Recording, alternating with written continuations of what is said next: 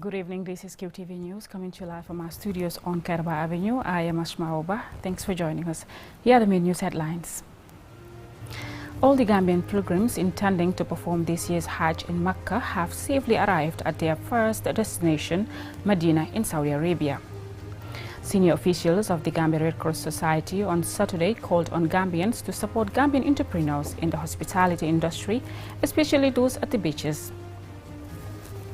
Reverend Bishop St. Aris Obekojo Biden was consecrated over the weekend as the 8th diocesan bishop of the Anglican Diocese of the Gambia. Soma Opa Antino Secondary School recently held a successful cultural day with the aim of reviving culture in schools. In international news from China, we hear about the central government's policy called the Rural Revitalization Strategy to address the rural urban divide. Those were main headlines. Now the news in detail.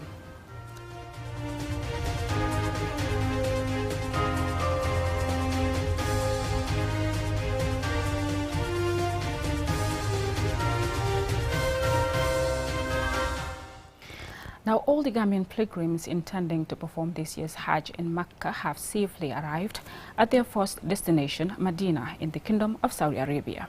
QTV's Babukar Sisa is with them, and he filed this report. 5 groups of Gambian pilgrims left Banjul International Airport with Ethiopian International Airlines between the 15th and 18th of this month. The pilgrims are under the guidance of 13 Hajj operators who are fully accredited by the National Hajj Commission in collaboration with the local government ministry. Upon arrival at Prince Mohammed bin Abdul Aziz International Airport in the holy city of Medina, all pilgrims went through passport, medical and vaccination checks, including COVID-19, before boarding buses to their hotels. On Saturday night, pilgrims visited the final resting place of Prophet Muhammad, peace be upon him, and his other 2 companions, Abu Bakr Siddiq and Omar bin Khattab.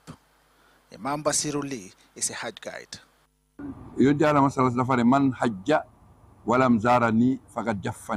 The Prophet, peace be upon him, said, "If you perform Hajj without visiting me, you have really missed something."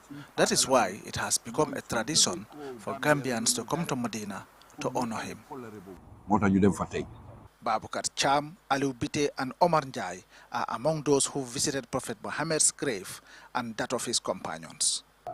He is the one who affirmed, who stated that whoever greets him, he will answer to your greetings. Today, we just arrived from there. We have gone through it. We have said, Assalamu alaikum Rasulullah, and certainly, with full of conviction, he has answered to our greetings. The feeling I have is the overwhelmingly feeling of joy, happiness, and gratefulness towards Allah subhanahu wa ta'ala. وأشهد أن سيدنا محمدا عبده ورسوله. Really, you cannot just tell the feeling that you have. It's something that no one can express. But it's a special feeling, definitely. Having left our country all the way here and having the opportunity to visit, that's the place where the Prophet is laid to rest. And we have performed some prayers there, prayers for the Prophet and the Sahabas, Abu Bakr, Omar and Usman. We were able to go around up to the place where the Prophet is laid. يا أبا بكر أنت عتيق الله من النار. I am so happy and my heart is filled with joy. We thank Allah because this is part of the reason we came here. عمر بن الخطاب السلام عليك يا من قال. In Medina, pilgrims will also visit other important Islamic holy sites before traveling to Mecca, where Hajj will take place.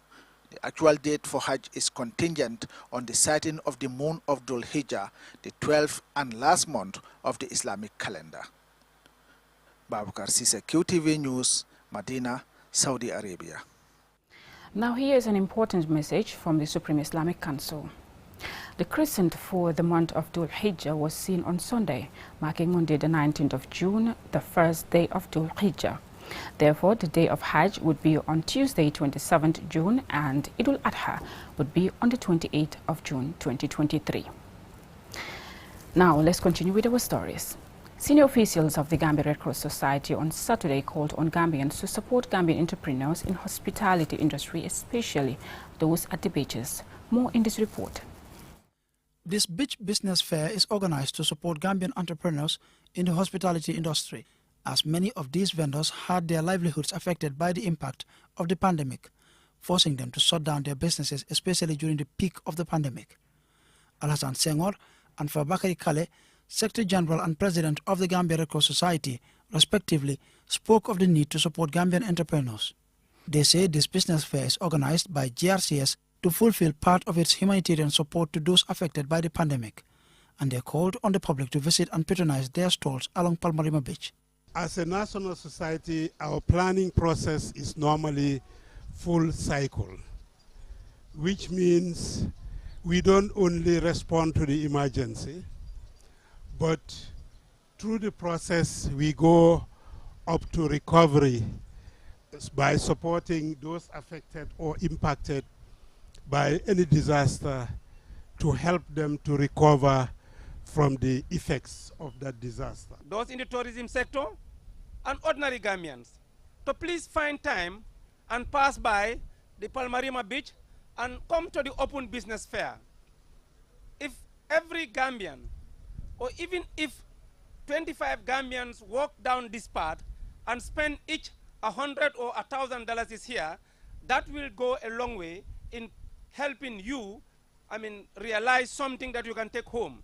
So we're encouraging all the Gambians, those here and those not here, tell them to come over, that the Gambia Red Cross have done their part of the bid by providing the opportunity to the people in the tourism sector to help them improve in their recovery situation. Highlighting how this business fair will strengthen their businesses, Suleiman Jallo, a member of the Bird Watchers Association of the Gambia, thanks the Gambia Red Cross Society for supporting them. The government also is trying, Red Cross is helping, and the Gambia Tourism Board to help us to protect and promote ourselves. So today we are here promoting ourselves. We say big thanks to the Red Cross and all the stakeholders and everybody who came here to help and also to join us and promote this activity. There were several other speakers, including Ibrahim Agay, Matar Sow and Fatundoy, all beneficiaries of this GRCS business fair. These vendors play an important role in exposing valuable historical artifacts and traditional Gambian costumes to the outside world through tourists and foreign visitors. The Gambia Red Cross Society was founded in April 1948 and has been the leading humanitarian endeavor, leading disaster and relief support services in the Gambia since then. Ansmane Sonyansi for KTV News. Reverend Bishop St. Aris Obikojo Biden was consecrated over the weekend as the 8th Diocesan Bishop of the Anglican Diocese of the Gambia at the St. Mary's Cathedral in Banjul. Alusise reports.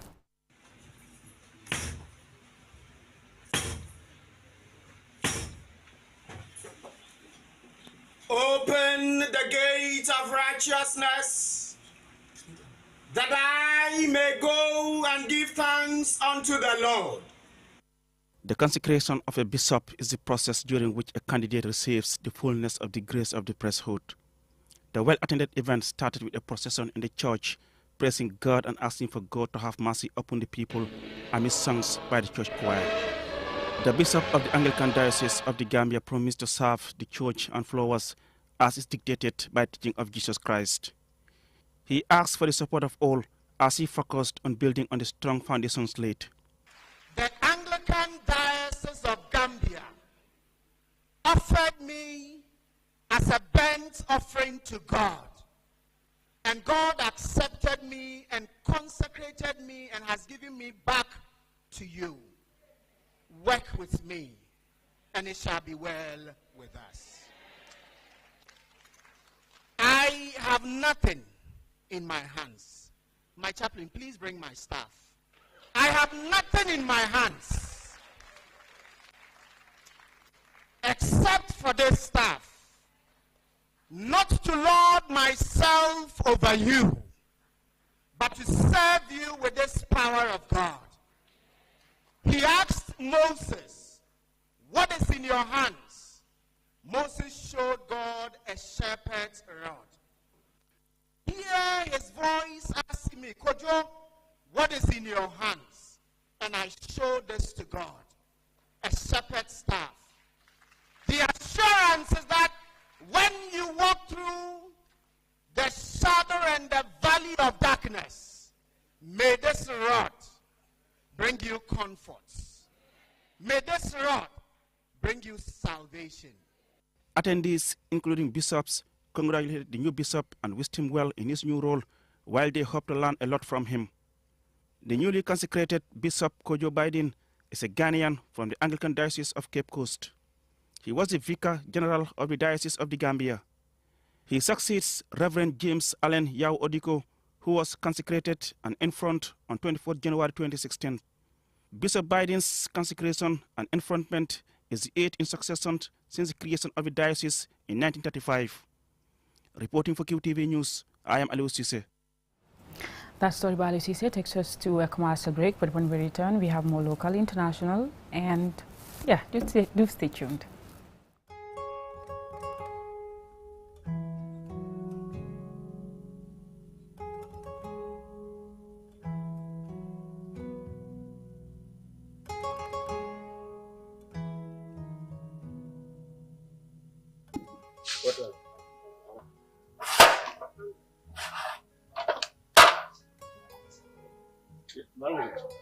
What are you doing? Can't go over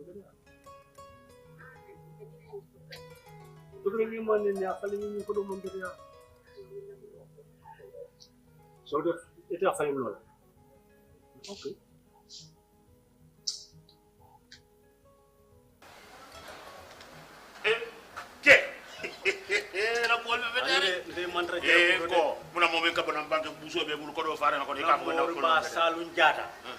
ay kodo kenya nan nato kodo kamaja je sa mala finna fo en ko furi hey nga kodo bala kata falina bayin kodo akoy damale be je ni may sama no ngatu je atata falina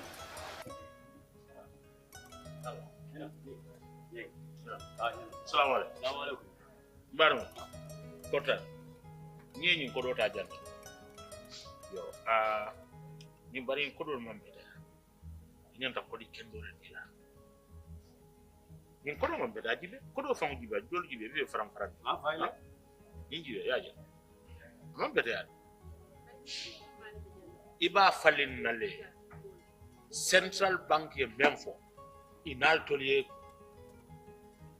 yal safi ye memfali al yalo iko clean note policy ko di kendo al kalmol jowala in kodi furi ngo kodi fundo alka mol sigal ka o sigal ka di mol am betea ibe nyi mutalal e kodi kendo di ni wote memba kunna tole te ala bita central bank andu memba kunna tole e kana van dole ta de bole so janno bebe tarraje ko do mutaya munena tawolantele yalon ko e nyanta kodi kendo di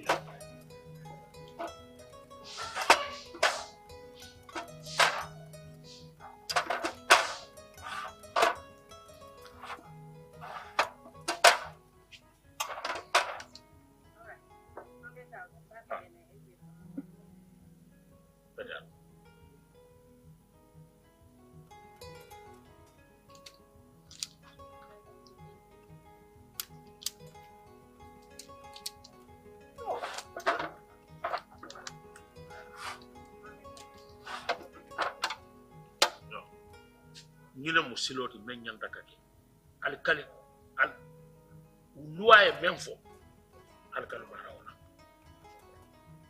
ko di kendo al kali waldi mo al yama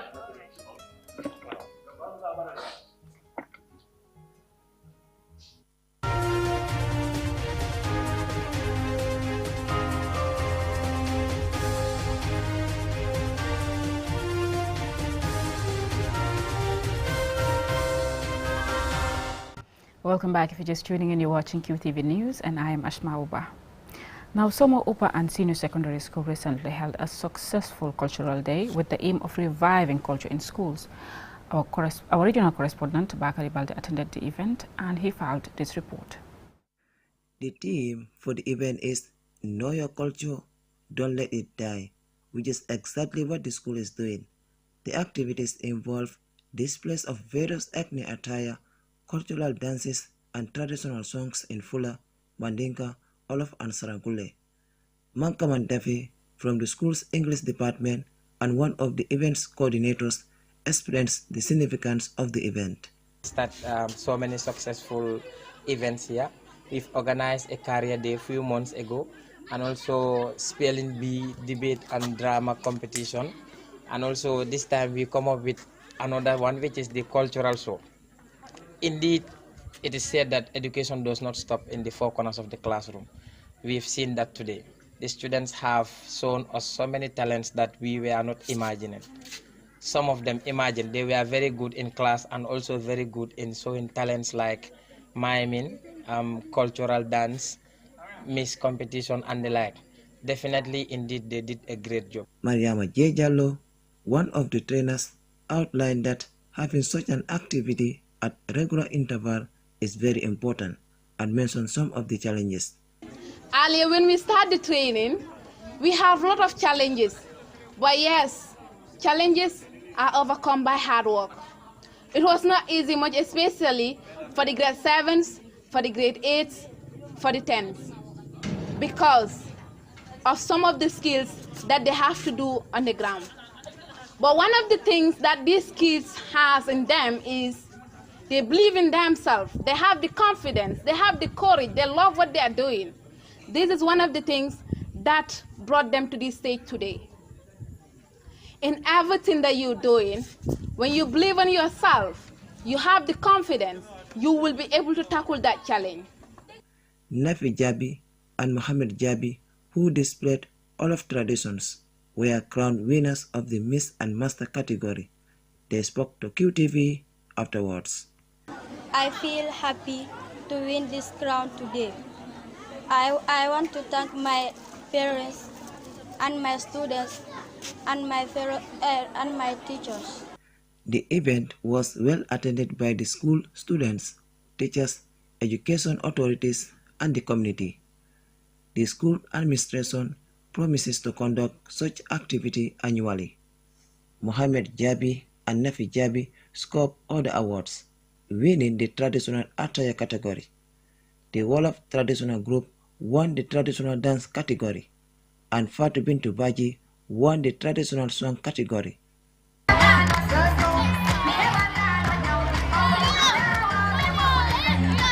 For QTV News, I am Bakari Balde.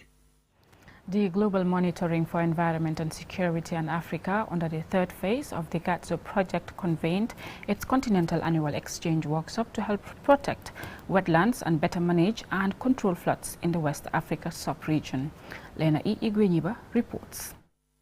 The 5-day workshop brought together all 8 partner countries leading the implementation of the program's water and natural resources services, namely the Gambia, Burkina Faso, Cote d'Ivoire, Ghana, Guinea, Mali, Niger, and Senegal, to meet African needs for services related to water, natural resources, marine and coastal areas, and to provide solutions for environmental management and climate change mitigation. Momodu El Kasama is the director of the Department of Parks and Wildlife Management. This workshop marks a significant milestone in our collective efforts to protect and preserve the invaluable wetlands and enhance food security in our region. As you know, right now everybody's blaming Russia-Ukraine war, but if you pull our socks together a bit, I'm sure at the end of the day, we will really have a tangible achievement as collective people. Mr. Kasama highlights the challenges wetlands face despite the many vital ecosystem services they provide. Wetlands are often referred to as the Earth's kidney, as most of the people here are quite aware of that, due to their ability to filter and purify water. They provide us with countless benefits, such as, among other things, replenishing groundwater, mitigating floods, and nurturing diverse ecosystems that support numerous species of flora and fauna. Wetlands face numerous challenges, among which are habitat destruction, pollution, climate change, and unsustainable agricultural practices that have contributed to the degradation and loss of this vital ecosystem. Aji Ulenjai, the National Project Coordinator for the Rural Integrated Climate Adaptation and Resilience Building Project, RICA, gave a speech on behalf of the Minister of Environment, Climate Change and Natural Resources, underscoring the sustainability and expected results of the Jedjao project. The project will inform and strengthen decision-making mechanisms for sustainable wetland management and flood risk monitoring.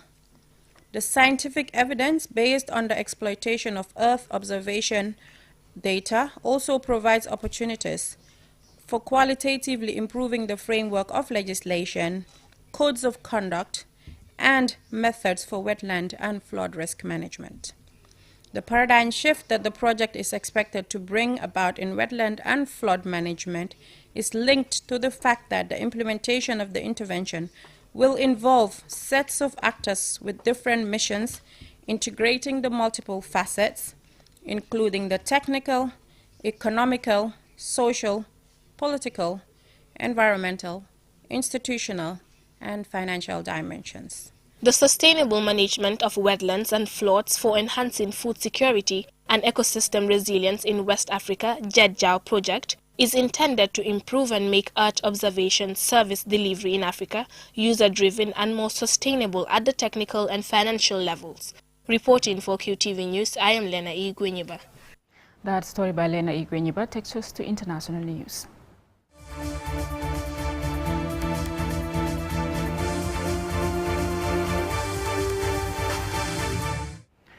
China has instituted policy initiatives and interventions by the central government through what it calls the Rural Revitalization Strategy to address the country's rural-urban divide. As QTV's Modulamin Choi reports from Beijing, the strategy has transformed the lives and livelihoods of millions of Chinese rural dwellers. Rural development is a challenge for many countries. According to a UN report, challenges of poverty and inequality persist in rural areas, from 4 out of every 5 people living below the international income poverty line. In China, tackling this problem is at the top of its national priorities and modernization efforts. The transformative journey started in 2017 when the Chinese government launched its Rural Revitalization Strategy to foster agricultural production, develop rural housing and land use, improve the environment and poverty alleviation in impoverished regions. We visited some rural parts of China to experience the impact of the government's Rural Revitalization Strategy on the lives of the Chinese people. This is Anxi, a rural village of more than 2,000 located in the southern part of Sichuan province. A few years ago, the village was relatively backward, having faced various development challenges. Wu Qi is one of the staff of the revitalization project in this village. Before our renovation, the village was quite poor. At the time, it was short of human labor because many of its residents left for urban areas in search of better incomes. At that time, our village was a bit empty, with only the elderly and children still here. However, in 2020, with policy support from the central government, the local government of this area responded in line with the National Revitalization Strategy to improve the lives and livelihoods of the people living in this village. After the project, clearly visible in this village are improved agriculture, upgraded infrastructure, access to water and electricity. Our total investment in the revitalization project of this village is 0.1 billion yuan, and part of that amount, we have social investment of 90 million, while government invested 15 million yuan. The successful revitalization of this village has inspired hope and confidence in businesses, and so far attracted more of its people to return home and find jobs. The villagers can rent their lands and houses to companies for income, and that can attract more villagers to come back to be employed. At least 90 residents of this village who had gone to urban areas for jobs have returned home for their startups. Yang Ying is one of those residents of Ansi village to have found opportunities and invested in businesses. Ms. Yang owns this tea house where she has created employment for others and earns a living for herself and her family. After the renovation, our village is turned into a very beautiful place, and also we can come back to be employed, and so our elderly people and children can be well cared for. The lives of millions of Chinese have improved through the country's rural revitalization strategy, which is committed to social and economic justice and common development and prosperity in every part of China. A sign of progress in this drive is manifested in data from China's Agriculture Ministry, which reports that by April 2022, more than 11 million Chinese have returned to their hometowns to start businesses.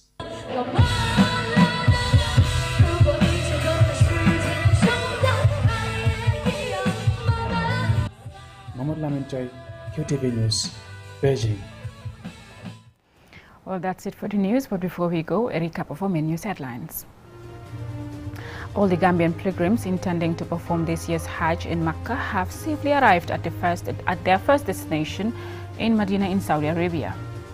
Senior officials of the Gambia Red Cross Society on Saturday called on Gambians to support Gambian entrepreneurs in the hospitality industry, especially those at the beaches.